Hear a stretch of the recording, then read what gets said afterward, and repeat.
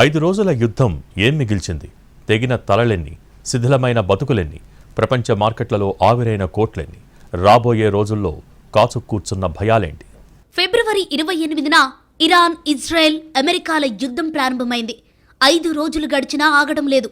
ఇటు ఇరాన్పై America, Israel, అటు ఇజ్రాయెల్తో పాటు గల్ఫ్ దేశాలపై ఇరాన్ అటాక్స్ తీవ్రమవుతున్నాయి. 3 వైపులా భారీగా నష్టం జరుగుతున్నా ఎవ్వరూ తగ్గడం లేదు. యుద్ధం మరణాల సంఖ్య ఇప్పటి వరకు సుమారు 950 దాటింది. ఇరాన్లో 780 మందికి పైగా చనిపోయారు. ఇందులో 165 మంది స్కూల్ పిల్లలు, సైనికులు, పౌరులతో పాటు సుప్రీం లీడర్ ఖమేనీ ఉన్నారు. బీరూట్, బాల్బెక్లోని హిజ్బుల్లా స్థావరాలపై ఇజ్రాయెల్ దాడులతో లెబనాన్లో 60 మంది చనిపోయారు. ఇరాన్ దాడుల్లో 12 మంది ఇజ్రాయెల్ పౌరులు చనిపోయారు. కువైట్పై ఇరాన్ జరిపిన దాడిలో 6 అమెరికా సైనికులు మరణించారు. యుఏఈలో 3, బహ్రెయిన్లో 1, కువైట్లో 1, ఒమాన్లో 1 మృతి చెందారు. 3 భారతీయులు కూడా చనిపోయారు. యుద్ధం ఎఫెక్ట్తో ప్రపంచ మార్కెట్లు 369 లక్షల కోట్లు నష్టపోయాయి. ఇందులో భారత్ మార్కెట్ 23 లక్షల కోట్లు. ఈక్విటీల నుంచి ఇన్వెస్టర్లు బయటపడుతుండటంతో గోల్డ్, యుఎస్ డాలర్లు బలపడుతున్నాయి. బ్రెంట్ క్రూడ్ ఆయిల్ ధర 13% పెరిగింది. హార్ముజ్ జలసంధి మూసివేతతో ప్రపంచ చమురు రవాణాలో 20% నిలిచిపోయింది. నౌకల ఇన్సూరెన్స్ ధరలు భారీగా పెరిగాయి. యుద్ధ ప్రభావిత దేశాలకు వెళ్లే 4000 ఫ్లైట్స్ క్యాన్సిల్ అయ్యాయి. 5 రోజులుగా ఇరాన్పై అమెరికా, ఇజ్రాయెల్ వైమానిక దాడులు చేస్తూనే ఉన్నాయి. ముఖ్య నేతలు, స్థానిక స్థావరాలు, ఆయుధాగారాలు లక్ష్యంగా దాడులు కొనసాగుతున్నాయి. ఇరాన్ ఆయుధాలు దూసుకొస్తున్నాయి. గల్ఫ్లోని అమెరికా సైనిక స్థావరాలతో పాటు ఇజ్రాయెల్ ప్రధాన నగరాలపైకి మిసైళ్లు వచ్చిపడుతున్నాయి.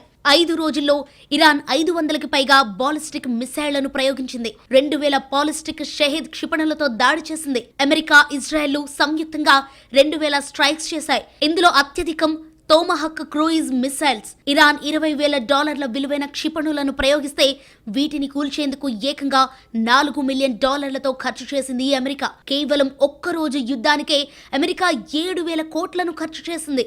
యుద్ధం ఆపేందుకు తాము సిద్ధమే అంటుంది ఇరాన్. చర్చలకు రెడీ అని చెప్పింది. కానీ సమయం దాటిపోయింది. చర్చల ప్రసక్తే లేదని అమెరికా అధ్యక్షుడు ట్రంప్ అన్నారు. ఇరాన్పై తాము పైచేయి సాధిస్తామంటున్నారు. ఇరాన్ మిలిటరీ నాయకత్వంతో పాటు ఆయుధ సామర్థ్యాలను పూర్తిగా నాశనం చేశామని చెప్పారు. అటు ఇజ్రాయెల్, అమెరికా దాడులు కొనసాగితే మధ్యప్రాచ్యంలోని ఆర్థిక కేంద్రాలను ధ్వంసం చేస్తామని ఇరాన్ రివల్యూషనరీ గార్డ్ స్పష్టం చేసింది. ఇప్పటికీ హార్ముజ్ జలసంధిని మూసివేసిన విషయాన్ని గుర్తు చేసింది. ఫలితంగా ముడి చమురు ధర బ్యారెల్ $80 నుంచి $200 స్థాయికి పెరుగుతుందని హెచ్చరించింది. అమెరికా యుద్ధ నౌకలు, గల్ఫ్లోని అమెరికా సైనిక స్థావరాలతో పాటు సహకరిస్తున్న దేశాలు, గల్ఫ్లోని అమెరికా దౌత్య కార్యాలయాలను టార్గెట్ చేసింది. దీంతో గల్ఫ్ మొత్తానికి యుద్ధం వ్యాపించింది. మధ్యప్రాచ్యంలో యుద్ధంపై యూరోపియన్ యూనియన్, గల్ఫ్ దేశాలు చర్చించనున్నాయి. ఆయా దేశాల విదేశాంగ మంత్రులు వీడియో కాన్ఫరెన్స్ ద్వారా సమావేశం కానున్నారు. ఈ సమావేశానికి EU విదేశాంగ వ్యవహారాల అధిపతి కాజా ఖల్లాస్ అధ్యక్షత వహించనున్నారు. ఇరాన్ యుద్ధం ఇంకెన్ని రోజులు కొనసాగుతుందన్నది అంచనాలకు అందడం లేదు.